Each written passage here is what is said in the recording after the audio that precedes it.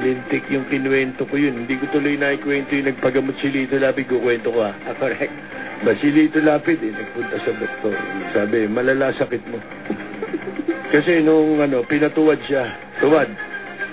Tapos pinasok yung daliri sa puwit niya. Nung doktor, no? Ha? Pinasok sa puwit niya. May pinisil-pisil. Di ba ganon yung chinecheck up? Napasigaw si Lito Lapid. Sa sakit. Masakit yun ba? Yung pinapasok sa puwet yung tapos pinipisil yung prostate mo. Di ba? Pipisilin yung prostate mo. Sabi, kumpirmado. Malala sakit mo. Ha? Ginawa ni Lito Lapid. Sa Amerika ito.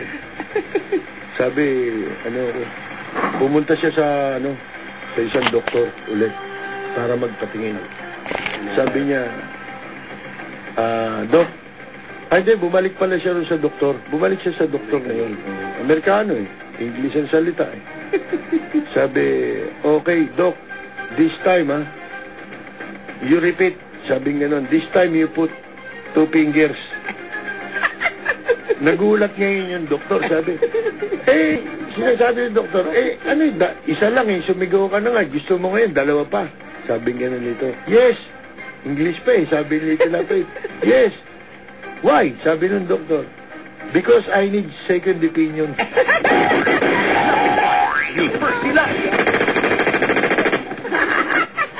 Nakakatawa ba yun? Nakakatawa, ha? Hindi yata Nakakaloka. Second